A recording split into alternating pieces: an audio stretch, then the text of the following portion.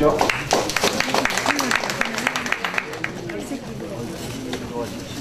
네, 저 오늘 사례 발표를 할 모세한입니다. 일반적으로 저는 사례 발표를 잘 하지 않습니다. 왜냐하면 되게 힘들게 군대 생활하신 분들은 군대 갔다 와서 군대 이야기를 잘 안 하죠. 이제 어설프게 군대 갔다 오신 분들이 제대하고 나서 군대 이야기 많이 해요. 뭐 많은 일을 하진 않았지만 그 과정들이 너무 힘들어서 사실 그때를 떠올리는 게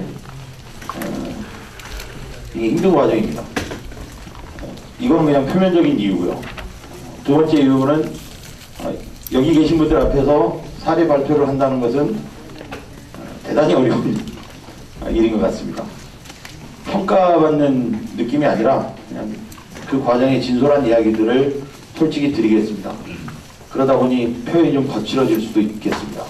과연 이 영상이 유튜브에 올라갈 수 있을지 걱정이 되겠습니다. 순천의 마을 만들기를 다양하게 다 설명드릴 수가 없을 것 같습니다. 그래서 저는 순천만 입구에 있는 이 표지석의 이 문구가 순천 마을 만들기의 모든 것이다라고 저는 늘 항상 주장합니다. 저희가 전통시장 활성화, 또 뭐 벽화 마을, 생활문화 공동체, 다양한 마을 만들기 일들이 있지만 그런 것들을 함축적으로 보여주는 표지석이죠. 대한민국의 모든 국민들이 순천만으로만 기억하지 대대마을은 기억하지 않습니다. 대대마을이 기억되고 그 이후에 순천만이 기억된다면 그게 진짜 마을 만들기라고 생각합니다. 순천만 대대마을은 흑두루미의 고향입니다라고 이렇게 순천만 초입 800m 앞에 정말 거대한 그 표지석이 있습니다. 한글로만 써놨으면 그럴 일이 없었을 텐데 왜 굳이 글로벌하게 보이려고 영문을 썼는지. 저 영문 표기에 대한 그 지적이 있었죠. 흑두루미는 시베리아가 산란하는 곳인데 굉장히 치명적인 오류다 라는 지적을 받습니다. 그 지적을 받았을 때 되게 이제 저거 지워야 되죠. 그런데 안 지웠죠. 이유는 순천만 대대마을 어르신의 표현 때문이었습니다. 잘 생각해 보십시오. 그러니까 그 조례 전문가가 이거는 지적한 내용입니다. 우리 한국에서는 추석을 세고 구정을 세는 곳을 고향이라고 합니다. 흑두루미는 가을에 왔다가 봄에 갑니다. 그러니 여기가 고향 맞습니다. 대대마을이 고향입니다. 사실 우리가 이제 그냥 그저 이야기로 들리지만 제가 순천의 마을 만들기는 그 핵심은 이거라고 생각합니다. 마을의 환경이 좋고 나쁘고는 두 번째 문제인 것 같고요. 자기 마을에 대한 강한 애정, 그 강한 애정을 드러낼 수 있는 사람들, 주민들이 많은 것이 마을이다 라고 저는 생각합니다. 그래서 저는 대한민국에서 가장 훌륭한 마을은 순천만이 아니고 순천만의 중심인 대대마을이다 라고 생각합니다. 이 타이밍에서 여러분이 혹시나 박수를 보내주시면 대대마을 분들이 이야기를 듣고 나중에 유튜브에 방금 그 박수 부분을 좀 잘라서 대대마을 분들한테 요거를 좀 보여드리고 싶습니다. 그런 것 같습니다. 건강이 가장 중요하다고 이야기를 하는데 이건 제가 한 이야기가 아니고 다른 분이 한 이야기예요. 건강보다 더 중요한 게 있다고 하죠. 바로 신뢰라고 합니다. 건강을 잃으면 혼자만 아프면 되는데 신뢰를 잃으면 마을 전체가 다, 또 사회 전체가 다 아파지는 거죠. 그러니까 이제 제가 이제 제 내용 좀 말씀을 드려야 되는데 PPT로 좀 바꿔주시고요. 마을 만들기 진행하면서요, 이 신뢰라는 것 때문에 늘 항상 고민이었습니다. 저희가 지금 또 하나의 흔히 말하는 마을 만들기 형태의 사업을 진행하기 위해서 지난 한 3주 정도 전부터 준비를 해서 어제 그제 현장 조사를 갔는데요. 마을 주민 가운데 꼭 그런 분들 한 분씩 계시잖아요. 네, 꼭 상처 주는 말 하시는 분들. 어제 저는 그 이야기 들었습니다. 나라에서 소 키우라고 그러면 폭락하고, 돼지 키우라고 했더니 돼지값이 폭락하고, 니네가 갑자기 마을 만들기 한다고 들어오니까 거기에 대한 신뢰를 못 보내겠다는 아주 따끔한 이야기를 주신 마을분이 계셨습니다. 마을 만들기 활동가로 또 다른 프로젝트를 진행하면서 그들에게 내가 신뢰를 줄 수 있었던가라는 그런 스스로의 반성으로부터 시작을 하도록 하겠습니다. 자료가 많이 넘어갔네. 사실은 대화 모임이라는 이야기를 듣고요. 저는 아까도 말씀드렸듯이 한 3, 40명 정도 이렇게 방에 앉아서 이야기하는 줄 알고 자료를 이렇게 준비했는데 전혀 지금 그 분위기는 아닌 것 같습니다. 첫 화면으로 좀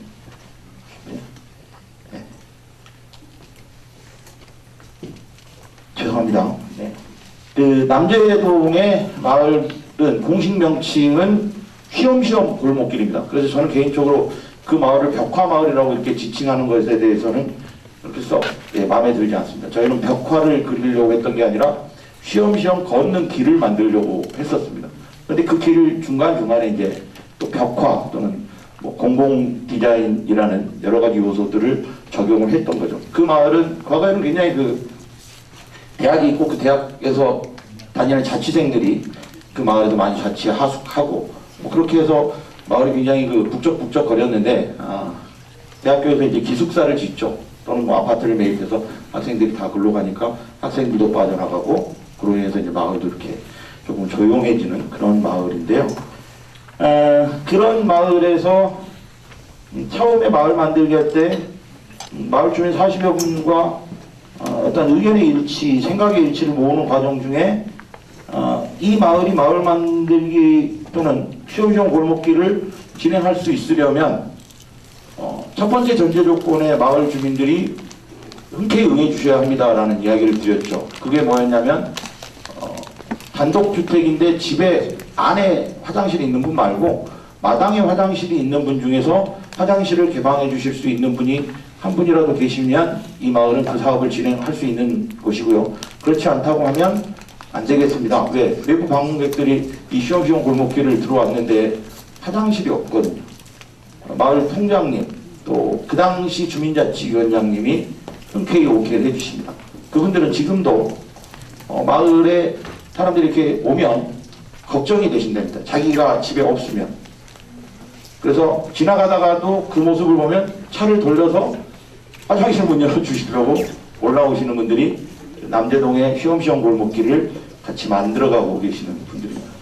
쉬엄쉬엄 마을여행 순천시 남재골이라는 명칭으로 2011년, 2012년에 이 사업을 진행했는데요. 늘 항상 마을 만들기에 주체는 주민이 되어야 하는데 솔직한 고백이지만 기획 단계는 행정에서 하죠. 시에서 하고 실행은 업자가 하고 여기가 선정되는 순간 선정되기 전까지는 주민이 갑이고 시가 을이었는데 선정 발표가 되는 순간 바뀌죠. 주민이 을이 되고 흔히 말하는 행정과 업자가 갑이 되는 요거를 좀 깨고 싶어서 그 방식을 좀 바꿔보고 싶었는데 우연찮게 그때 지역에서 활동하던 젊은 공공미술 프로젝트 단체도 있었고요. 또 그거를 좀 이해해 주시는 행정도 있었고 그래서 명칭을 실행소위원회라는 명칭을 만듭니다.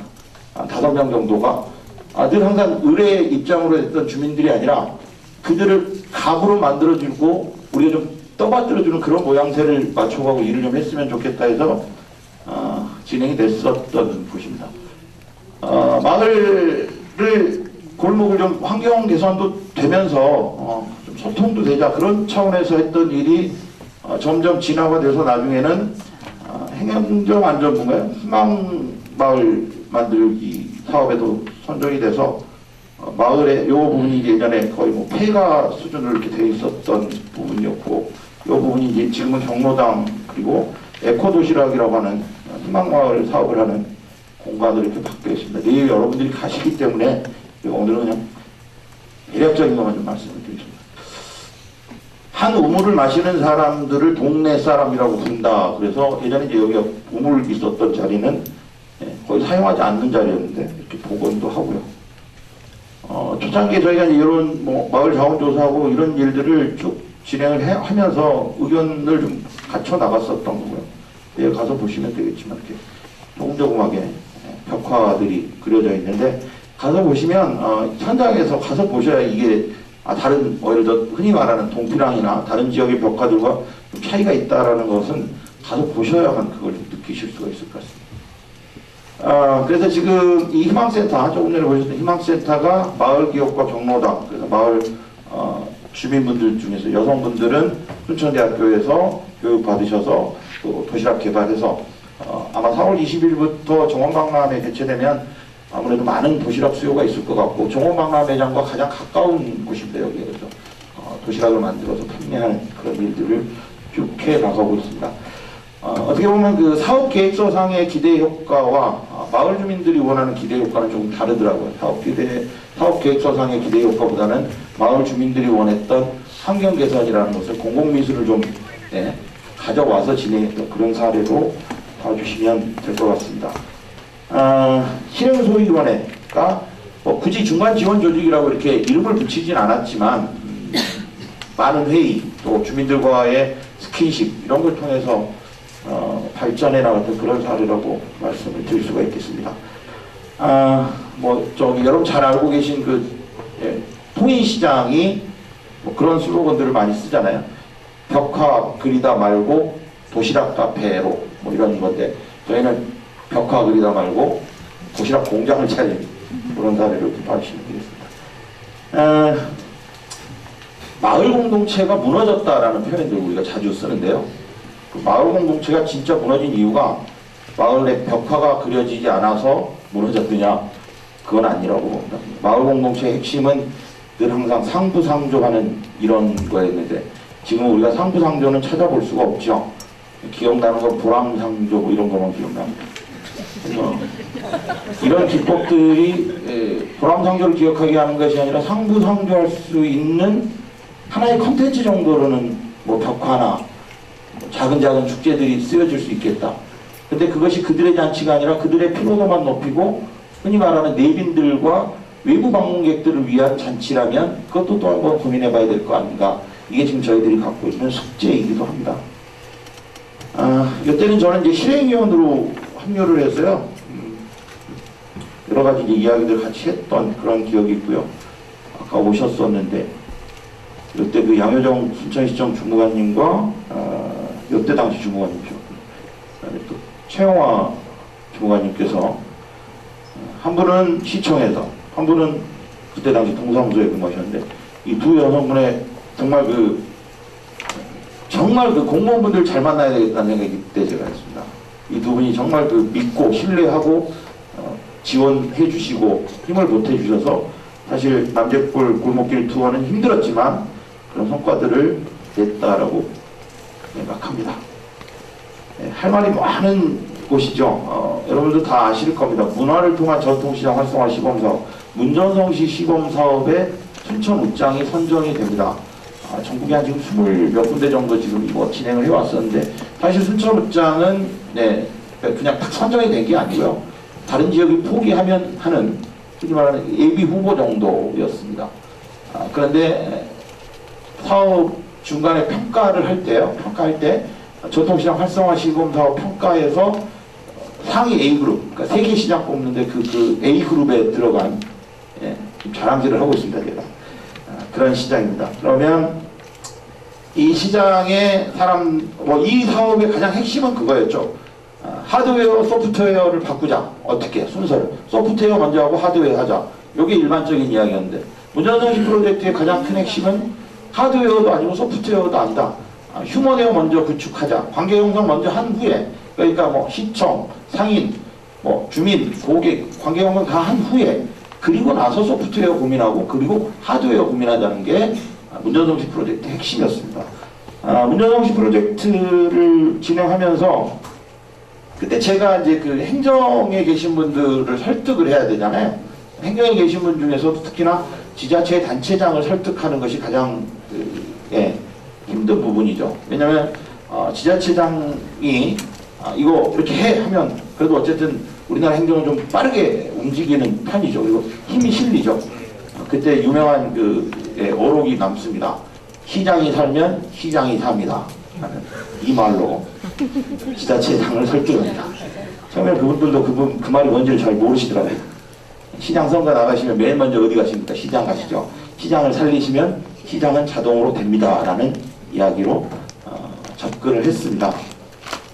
웃장에 가시면 재밌는 것들을 많이 보실 수 있는데요. 마을과 사람이라는 관점에서 봤습니다. 처음에는 전통시장 활성화가 목표였기 때문에 전통시장만을 눈에다가 두고 진행을 했었죠. 그런데 그게 아니라는 것은 딱 6개월 만에 제가 깨우칩니다.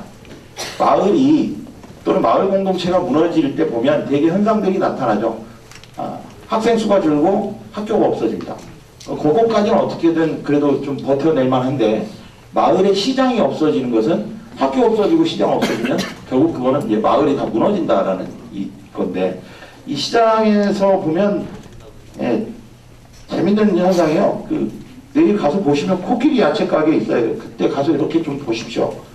어머님이 참 그 말 재밌게 잘하시는 분인데 어머니 왜 야채 가게 이름이 코끼리예요? 그랬더니 저는 분명히 이 사람들에게 제가 전문가임을 표현해야 되는데 항상 그 어머님 앞에 가면 제가 무너집니다. 항상 저한테 무식한 놈아 그러거든요. 세상에서 야채를 제일 많이 먹는 짐승이 코끼리랍니다. 그래서 저희는 코끼리 야채 가게라고 이름을 지었답니다. 근데 그걸 모르는 너는 무식한 놈이다. 이렇게 자세히 보면 콩나물을 파시는데 이제 손님이 두 분이 와 계세요. 첫 번째 손님한테는 3번 담아주고 1,000원을 받습니다. 근데 두 번째 손님은 5번을 담아주고 1,000원을 받습니다. 물어보죠. 왜 그렇게 하시느냐? 불공평한 거 아니냐? 어머니 뭐라고 그러시냐면 또 저한테 무식한 놈이라고 합니다.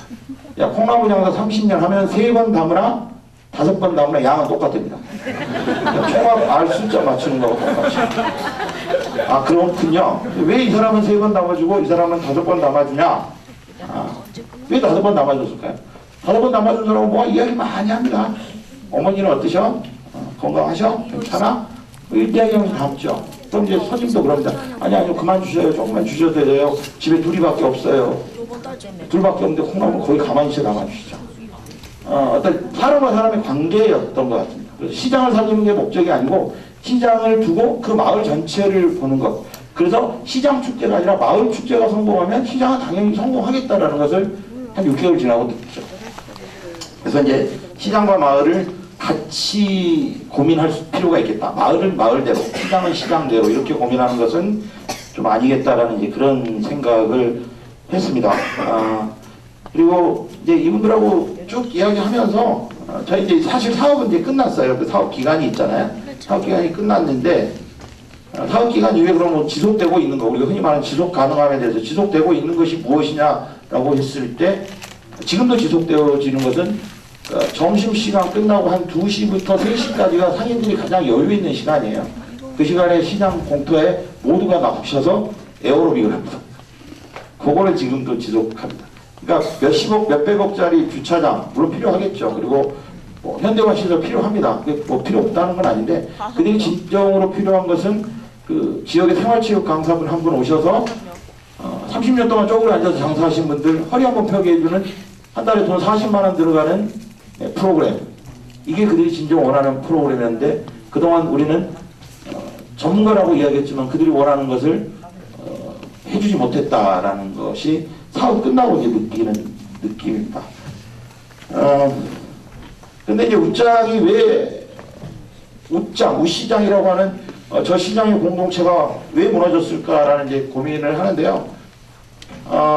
100년이 된 시장입니다. 우리 전국적으로 100년 된 시장이 그렇게 흔하지는 않을 텐데 위치는 조금씩 바뀌어왔지만 100년 전에 어쨌든 성 안에 있던 시장이 성 밖으로 옮겨져 오죠. 표면상의 이유는 위생상의 이유였다라고 합니다만 그리고 나서 한국전쟁, 여순사건 그리고 대한민국에서 가장 큰 수해로 기록되어지고 있는 8.28 수해 밤에 그냥 뚝이 터져서 이 웃장 주변에 뭐 신문 기록상으로 180명, 200명인데 그 당시에는 더 많이 돌아가셨을 거예요. 그 동네가 딱 이렇게 쓸려 내려가고 그리고 80년대 민주화 운동 있었을 때 이 웃장을 중심으로 모든 일들이 벌어지고요. 기독교 100년의 역사가 터를 잡은 것도 이곳이지만 순천에서 가장 많은 우리가 흔히 말하는 단골레가 모여있는 곳이 여기이기도 하고 그러니까 그 공동체가 다양한 갈등 구조 때문에 깨질 수밖에 없었던 상황이었던 것 같습니다. 뭐 자연재해가 됐든 이념이 됐든 종교가 됐든 늘 항상 갈등 구조. 그리고 여기는 공간적으로는 청소년 통행 금지구역도 같이 자리하고 있고요. 그럼에도 불구하고 순천에서 가장 오래된 역사를 가진 도서관도 같이 있습니다.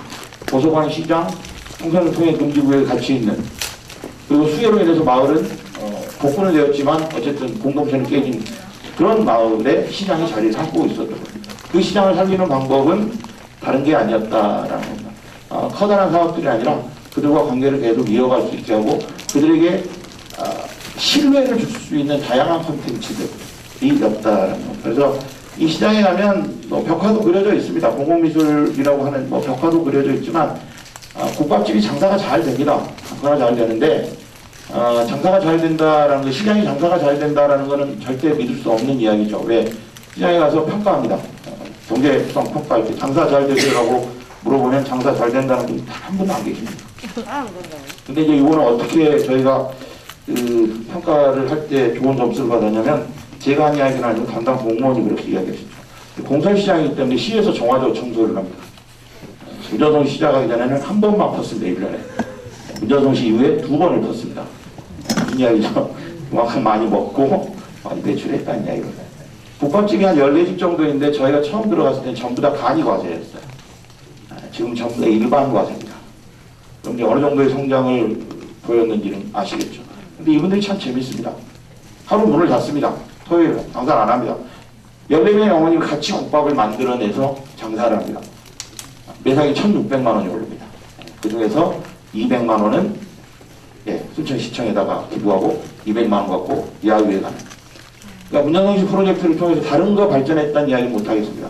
3년 전에, 지난 30년 동안 야유회 한 번도 같이 가는 것이 서로에게는 갈등 구조였는데, 이제는 자기들이 하루 문을 닫고 같이 장사해서 그 수익금으로 야유회를 가는 그런 관계 형성이 됐고, 마을 주민들에게 떡도 좀 나눠주고 마을의 어르신들에게 국밥도 좀 무료로 드리는 그런 현상들이 이제 펼쳐집니다.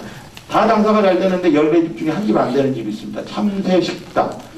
모여 있는데 따로 떨어져 있어요. 그래서 조금 장사가 안 되는데 어느 공공미술 작가가 그래서 거기다가 저기 줄에 앉아있게 보이는데 이쪽에서 보면 안 것처럼 보이는 흔히 말하는 트리가트를 기법으로 이렇게 참새를 그려놓고 많은 블로거들이 사진을 찍어서 올리고, 그리고 그걸 보고 참새식당을 가게 되는데 참새식당 어머님은 장사를 안 하시고 장사가 잘 되는 집 종업원으로 들어가 계십니다.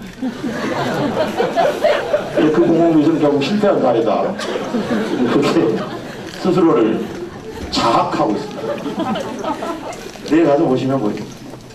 이것저것 한 거 다 생각하면 그냥 눈물만 납니다. 그래서 사례 발표라기보다는 그런저런 이야기 들고 현장에서 내일 또 제가 설명드릴 수 있는 건 드리도록 하고요. G20을 통해서 국격은 높아졌는데 동시간대 마을에 3명의 남매는 영양실조로 골다공증으로 죽음의 위기에 서 있는 게 우리나라의 현실입니다. 마을 공동체가 해야 될 일, 그런 일들을 차분히 순천시가 남재벌과 순천읍장을 통해서 진행해왔던 그런 것들을 오늘 말로 설명드렸고요. 내일 현장에서 설명드리도록 하겠습니다.